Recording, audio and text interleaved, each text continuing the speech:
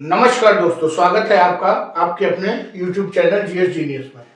जैसा कि आप स्क्रीन पर देख रहे हैं, घटना चक्र दृष्टि जो करंट अफेयर्स की मैगजीन है, उसमें से आज हम एक अलग सेक्शन, नया सेक्शन आपके लिए लेकर आए हैं।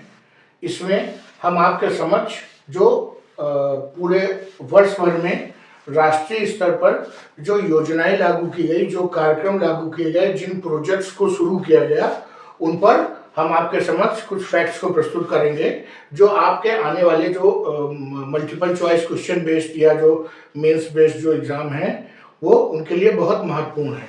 अगर आप किसी भी एग्जाम की तैयारी कर रहे हैं तो आपके देश में, आपके प्रदेश में जो योजनाएं चल रही हैं, जो नए कार्यक्रम शुरू हुए हैं, जो नए प्रोजेक्ट्स के लिए फंड स्वीकृत हुआ है, उन सब के बारे में जानना अवश्य जरूरी है कि प्रोजेक्ट कितने साल का है, उसका उद्देश्य क्या है, उसका नाम क्या है, उसका फुल फॉर्म क्या है, ये सभी आपके समक्ष हम प्रस्तुत करेंगे। और अगर आपको इस प्रकार की जानकारियां आपको आगे भी मिलती रहे, अगर आप ये चाहते हैं, तो हमारा एक सुझाव है आपको कि हमारे चैनल को सब्सक्राइब कर लीजिए। आपको इसी प्रकार की जानकारियां मिलती रहेंगी, हम आपके लिए मेहनत करते रहेंगे, ये हमारा आपसे वादा है। तो चलिए आइए मित्रों, शुरू करते हैं। में से जो पहला जो योजना है जिस पर हमको ध्यान देना चाहिए वो है जल संचयन जन भागीदारी पहल। प्रधानमंत्री नरेंद्र मोदी द्वारा वीडियो कॉन्फ्रेंसिंग के माध्यम से सूरत, गुजरात से इस पहल का शुभारंभ किया गया। गुजरात राज्य में वर्षा जल को संचयन को बढ़ाने, लंबी अवधि तक जल स्थिरता को सुनिश्चित करने के लिए 24,800 वर्षा जल संचयन संरचनाओं का निर्माण किया जाएगा। अर्थात कहने का तात्पर्य यह है कि जो वर्षा से जल प्राप्त होता है वो यूं ही वेस्ट चला जाता है, हमारे घरों से, छतों से निकल के नालियों में जाता है, नालियों से नालों में जाता है, नालों से नदी में और नदी से समुद्र में चला जाता है। फिर वो पीने योग्य या किसी और काम के लिए नहीं रह जाता है। अगर ये इस जल को हम संचय कर लें तो हम अपने प्रयोग में ला सकते हैं। तो इस जल को संचयन करने के लिए 24,800 तालाब, बावड़ी, इस तरह की चीजें बनाई जाएंगी। इससे दो फायदे होंगे। एक तो जब वो उनमें इकट्ठा हो जाएगा तो हम वहां से डायरेक्ट यूज कर सकते हैं खेती में और पशुपालन में, इन सब चीजों में। और अगर वो वहां पर भरा रहेगा काफी लंबे समय तक तो स्वाभाविक है कि वो छन छन कर भूजल तक पहुंच जाएगा और हमारा वाटर लेवल अप हो जाएगा, तो लंबे समय तक उसका लाभ हमको मिलता रहेगा। इस परियोजना का नाम था जल संचयन जन भागीदारी पहल।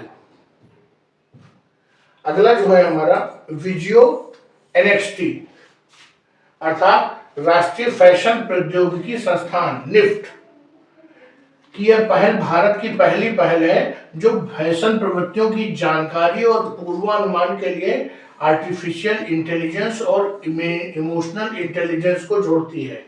अर्थात ये जो राष्ट्रीय फैशन प्रौद्योगिकी संस्थान है, इसने विजियो एनएक्सटी का जो शुभारंभ किया है, इसमें आर्टिफिशियल इंटेलिजेंस और इमोशनल इंटेलिजेंस के माध्यम से ये पूर्वानुमान लगाया जाएगा कि आने वाले समय में लोग किस प्रकार के फैशन को पसंद करेंगे, और जो जब वो पूर्वानुमान लग जाएगा तो उसी प्रकार से कपड़ों का निर्माण किया जाएगा।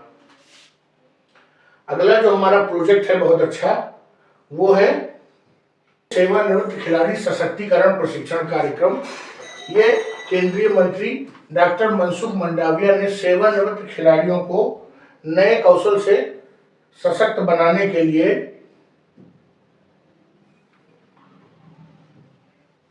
राष्ट्रीय खेल दिवस के अवसर पर इस कार्यक्रम की शुरुआत की।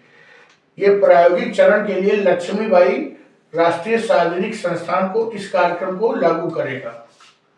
ये जो है शुरू किया गया है। इसमें जो ऐसे खिलाड़ी जो खेल को छोड़ चुके हैं, उससे रिटायरमेंट ले चुके हैं, उन्हें कुछ नए प्रकार का कौशल सिखाया जाएगा, जिससे चूंकि उनके अंदर एक उत्साह होता है, खिलाड़ियों में एक अलग माइंडसेट होता है, उस माइंडसेट को आप कई प्रकार से देश के हित में लगा सकते हैं, इसलिए उनको प्रशिक्षण किया जाएगा। अगला जो हमारा उत्तर प्रदेश के संदर्भ में बहुत इंपॉर्टेंट कार्यक्रम है रोड टू स्कूल। ये माननीय मुख्यमंत्री योगी आदित्यनाथ जी ने गोरखपुर जिले से शुरू किया है। निपुण भारत मिशन के अंतर्गत कार्यक्रम का शुभारंभ किया गया है। बेसिक शिक्षा विभाग और अशोक लेलैंड लिमिटेड द्वारा लर्निंग लिंक्स फाउंडेशन द्वारा समर्थित है।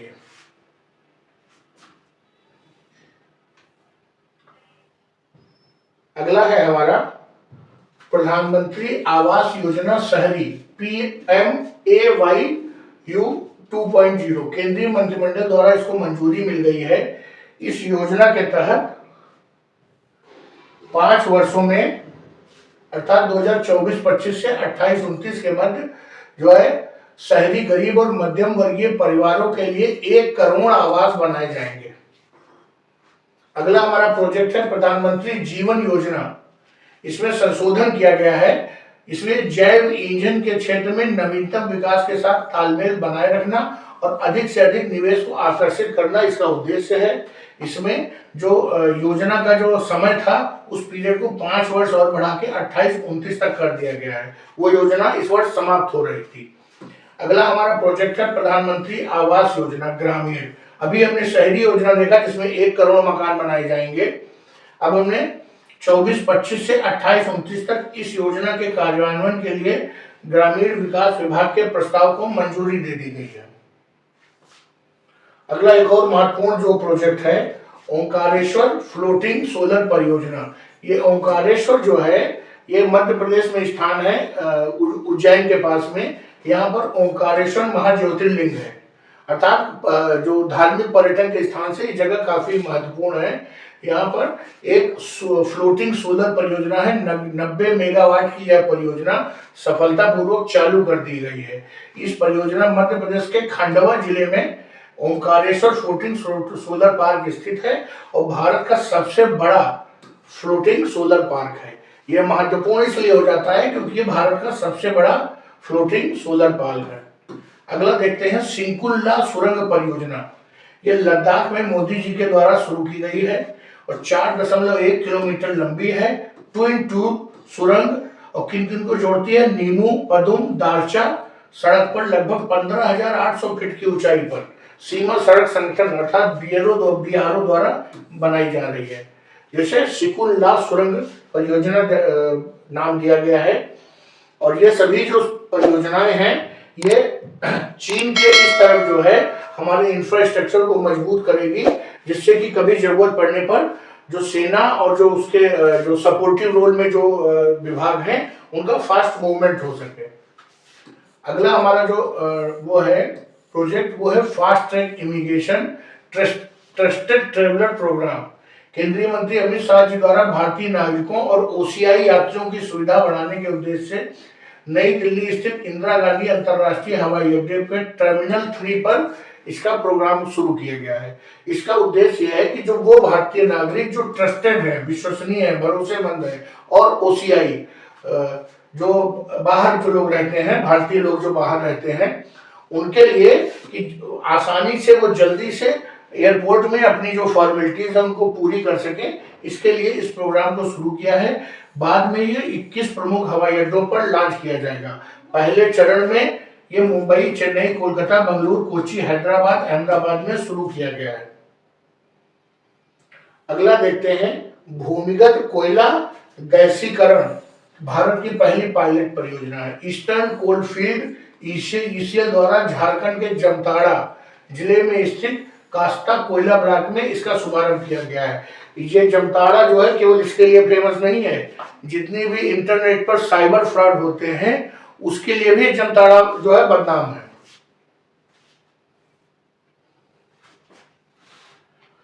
अगला देखते हैं पॉइंट जनता भवन सौर परियोजना। असम के मुख्यमंत्री हेमंत बिस्वा शर्मा द्वारा असम सचिवालय परिसर में इस परियोजना का उद्घाटन किया गया है। इसके शुभारंभ से असम सचिवालय देश का पहला ऐसा सिविल सचिवालय बन गया है जो दैनिक खपत के लिए पूर्णतः सौर ऊर्जा से विद्युत उत्पन्न करता है। ये चूंकि देश का पहला सचिवालय है इसलिए हमारे प्रश्न के लिए, हमारे परीक्षा के लिए महत्वपूर्ण हो जाता है।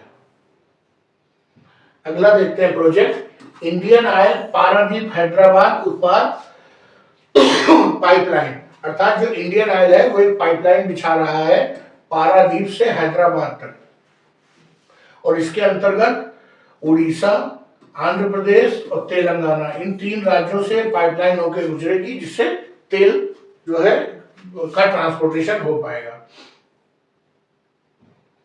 अगला जो हमारा है एनटीपीसी आरईएल की पहली सौर परियोजना राजस्थान के छतरगढ़ में इस परियोजना की 70 मेगावाट क्षमता का वाणिज्यिक संचालन कार्य शुरू करने की घोषणा कर दी गई है।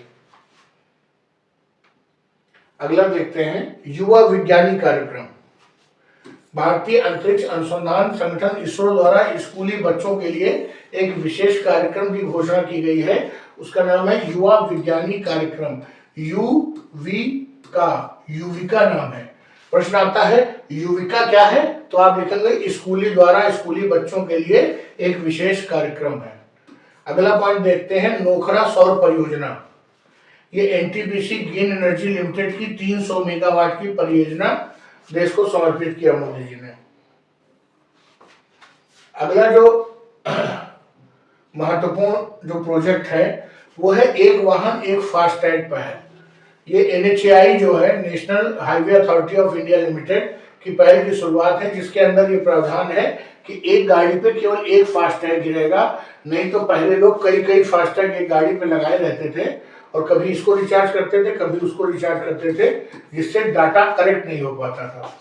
अगला प्रोजेक्ट है श्री राम लला दर्शन योजना। होगा क्या कि जैसे श्री राम लला दर्शन योजना आप देखेंगे, पूछेंगे किस राज्य में लागू की गई है, तो आप सीधे लिख देंगे उत्तर प्रदेश में, जबकि उत्तर प्रदेश में नहीं है। ये छत्तीसगढ़ सरकार द्वारा प्रदेशवासियों को अयोध्या में श्री राम लला के दर्शन हेतु ये योजना शुरू की गई है। इस योजना के तहत प्रतिवर्ष 20,000 यात्रियों को श्री राम लला के दर्शन के लिए यात्रा पर ले जाया जाएगा। अगला जो है प्रोजेक्ट देखते हैं विकसित भारत संकल्प यात्रा। प्रधानमंत्री नरेंद्र मोदी द्वारा झारखंड के खूंटी में इसकी शुरुआत की गई और इसका उद्देश्य केंद्र सरकार की जो अन्य परियोजनाएं हैं उनके बारे में लोगों को अवगत कराया जाए। अगला जो हमारा प्रोजेक्ट है नेस्ट। ये भारतीय उद्योग परिषद उसने इंडियन ग्रीन बिल्डिंग काउंसिल द्वारा नई रेटिंग व प्रमाणन की शुरुआत की है।